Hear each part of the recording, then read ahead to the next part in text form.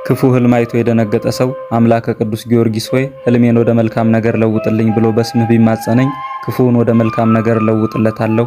በጽኑ መከራና በህማም ውስጥ ሆነው 3 ጊዜ አምላከ ቅዱስ ጊዮርጊስ ሆይ እርዳን እያሉ በስምህ የተማጸኑኝን ፈጥኜ ከህማምና ከመከራ አድናቸዋለሁ። ስምህን የጠራ መታሰቢያህን ያደረገ እስከ 10 ትውልድ ድረስ እምርልሃለሁ።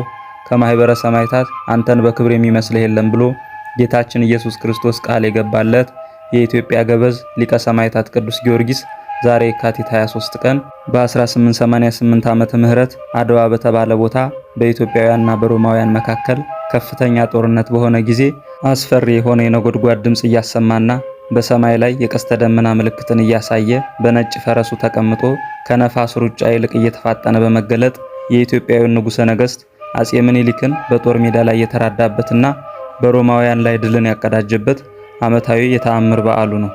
ለዚህም ድንቅ ተአምር የዲማ ቅዱስ ጊዮርጊስ ገዳም አገልጋይ የሆኑ አቃቢት በጠዋት ማይ ሊቀዱ ሲሄዱ በፈረሱ ተቀምጦ ወደ ሰሜን ሲሄድ በጋዳ አይተውት ነበርና ምሽት ላይ ከጦሩ ደም እየተንጠባጠበ ወደ ዲማ ሲመለስ አይተው ጌታዬ ዛሬ የት ዋልክ ቢሉት አባቶችሽን በአድዋ ጦርነት ስረዳቸው ዋልኩ ሲል መልሶላቸው ምስክር ሆነዋል።